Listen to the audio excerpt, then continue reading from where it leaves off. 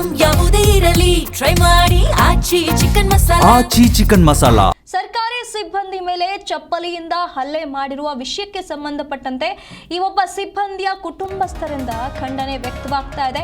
ಕುಟುಂಬ ಹಾಗೂ ಸಿಬ್ಬಂದಿಯಿಂದ ಧರಣಿ ನಡೆಸಿ ಸತ್ಯಾಗ್ರಹ ಮಾಡಲಾಗ್ತಾ ಇದೆ. ಕೇಸ್ ವರ್ಕರ್ ನೀಲಕಂಠ ಅಖಂದ ಮೇಲೆ ಹಲ್ಲೆ ನಡೆಸಲಾಗಿದೆ. ಹಾಗಾಗಿ ಇದಕ್ಕೆ ಈಗ ಖಂಡನೆ ವ್ಯಕ್ತವಾಗ್ತಾ ಇರುವಂತದ್ದು. ಬಾಗಲಕೋಟೆ ಪಟ್ಟಣ ಅಭಿವೃದ್ಧಿ ಪ್ರಾಧಿಕಾರದ ಸಿಬ್ಬಂದಿ ಇವರು ಇಲ್ಲಿ ಹಲ್ಲೆ ಮಾಡಿದ ವ್ಯಕ್ತಿಯನ್ನ ಅರೆಸ್ಟ್ ಮಾಡಬೇಕು ಅಂತ ಹೇಳಿ ಆಗ್ರಹಿಸಲಾಗ್ತಾ ಇದೆ. ಇತ್ತೀಚೆಗೆ ಬಾಗಲಕೋಟೆ ಪಟ್ಟಣ ಅಭಿವೃದ್ಧಿ ಪ್ರಾಧಿಕಾರದ ಸಿಬ್ಬಂದಿ ಮೇಲೆ ಚಪ್ಪಲಿಯಿಂದ ಹಲ್ಲೆ ನಡೆಸಲಾಗಿತ್ತು. ಅದಕ್ಕೆ ಖಂಡನೆ ವ್ಯಕ್ತವಾಗ್ತಾ ಇದೆ. ಹಲ್ಲೆಗೊಳಗಾದ ನೌಕರರ ಕುಟುಂಬ ಹಾಗೂ ಪ್ರಾಧಿಕಾರದ ನೌಕರರ ಸಿಬ್ಬಂದಿಯಿಂದ ಧರಣಿ ನಡೆಸಿ ಸತ್ಯಾಗ್ರಹ ಮಾಡಲಾಗ್ತಾ ಇದೆ. ಕೇಸ್ ವರ್ಕರ್ ನೀಲಕಂಠ ಅಖಂದ ಮೇಲೆ ಹಲ್ಲೆ ನಡೆಸಿದ್ದ ಸಂತ್ರಸ್ತ ರೈತ ಬಸಪ್ಪ ದೊಡ್ಡಮನಿ ಅವರನ್ನ ಈಗ ವಶಕ್ಕೆ ಪಡಿಬೇಕು ಅಂತ ಹೇಳಿ ಕಾನೂನು ಕ್ರಮವನ್ನ ಕೈಗೊಳ್ಳಬೇಕು ಅಂತ ಹೇಳಿ ಒತ್ತಾಯಿಸಿ ಸತ್ಯಾಗ್ರಹವನ್ನ ಮಾಡಲಾಗ್ತಾ ಇದೆ.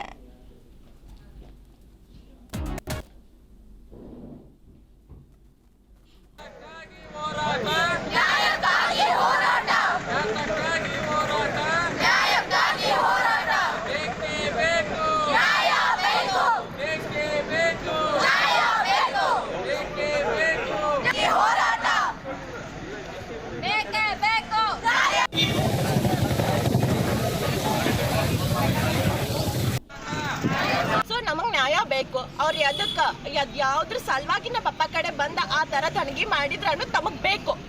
ಎದಕ್ಕ ರೀಸನ್ ಬೇಕು ನಮಗ. ಚಪ್ಪಲಿ ಎದಕ್ ಮಾಡಿದ್ರು ಅಂಡ್ ಆಲ್ಸೋ ನೀವು ಆ ಪಪ್ಪನ್ ಪೊಸಿಷನ್ ಒಳಗಿದ್ರೆ ನೀವೇನ್ ಮಾಡ್ತಿದ್ರಿ?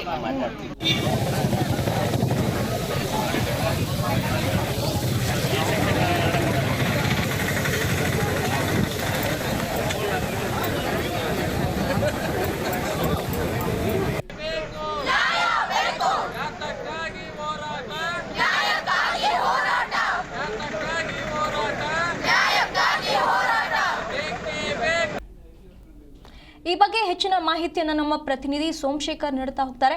ಸೋಮಶೇಖರ್, ಈ ಒಂದು ಗಲಾಟೆ ಏನಿದೆ ಅಂದ್ರೆ ಚಪ್ಪಲಿಯಿಂದ ಹಲ್ಲೆ ಮಾಡಿದ್ದಾರೆ ಅಂತ ಹೇಳಲಾಗ್ತಾ ಇದೆ ಸರ್ಕಾರಿ ಸಿಬ್ಬಂದಿಯ ಮೇಲೆ. ಈ ಗಲಾಟೆ ಆಗಿದ್ದಂತ ಕಾರಣ ಏನು? ಹಾಗಾದ್ರೆ ಈ ಧರಣಿಗೆ ಯಾವ ರೀತಿಯಾದಂತಹ ಪ್ರತಿಕ್ರಿಯೆ ಏನಾದರೂ ಸಿಕ್ಕಿದೆಯಾ? ಹಾಗಾದ್ರೆ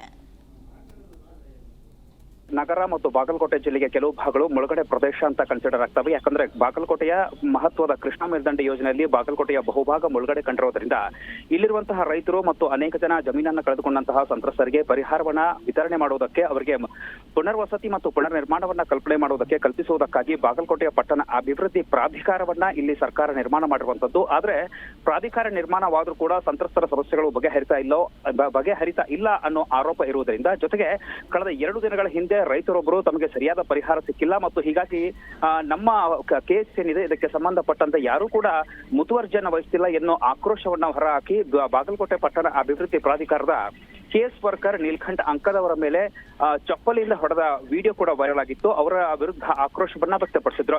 ಇನ್ನು ಕರ್ತವ್ಯ ನಿರತ ಸಿಬ್ಬಂದಿಯ ಮೇಲೆ ಚೇಂಬರ್ ನಲ್ಲಿ ಮತ್ತು ಅದು ಕೂಡ ಬಾಗಲಕೋಟೆ ಪಟ್ಟಣ ಅಭಿವೃದ್ಧಿ ಪ್ರಾಧಿಕಾರದ ಸಭಾಪತಿ ಏನಿರ್ತಾರೆ, ಇದರ ಅಧ್ಯಕ್ಷರು ಪ್ರಕಾಶ್ ತಪ್ಶೆಟ್ಟಿ ಅವರ ಚೇಂಬರ್ ನಲ್ಲೂ ಕೂಡ ನನ್ನ ಮೇಲೆ ಹಲ್ಲೆ ಆಗಿದೆ ಎನ್ನುವ ಆರೋಪವನ್ನ ಅಧಿಕಾರಿ ಮಾಡಿರುವುದರ ಜೊತೆಗೆ ಹೀಗಾಗಿ ಸರ್ಕಾರಿ ಅಧಿಕಾರಿಗಳು ಇಲ್ಲಿ ಕರ್ತವ್ಯವನ್ನ ನಿರ್ವಹಿಸುವುದಕ್ಕೆ ತೊಂದರೆ ಆಗ್ತಾ ಇದೆ. ಈ ರೀತಿ ನಮ್ಮ ಮೇಲೆ ಹಲ್ಲೆ ಆದ್ರೆ ನಮಗೆ ರಕ್ಷಣೆ ಕೊಡೋರು ಯಾರು ಎನ್ನೋ ಒಂದು ಆಕ್ರೋಶವನ್ನು ಹೊರಹಾಕ್ತಾ ಇವತ್ತು ಬಾಗಲಕೋಟೆ ಪಟ್ಟಣ ಅಭಿವೃದ್ಧಿ ಪ್ರಾಧಿಕಾರದ ಅಧಿಕಾರಿ ಮತ್ತು ಸಿಬ್ಬಂದಿ ವರ್ಗದವರು ಮತ್ತು ಹಲ್ಲೆಗೆ ಒಳಗಾದಂತಹ ಅಂಕದ್ ಅವರ ಕುಟುಂಬಸ್ಥರು ಕೂಡ ಇವತ್ತು ಪ್ರತಿಭಟನೆಯಲ್ಲಿ ಭಾಗಿಯಾಗಿರುವಂತದ್ದು. ತಪ್ಪಿತಸ್ಥರ ವಿರುದ್ಧ ಸೂಕ್ತ ಕಾನೂನು ಕ್ರಮವನ್ನ ಜರುಗಿಸಬೇಕಂತ ಒತ್ತಾಯಿಸ್ತಾ ಇದ್ದಾರೆ.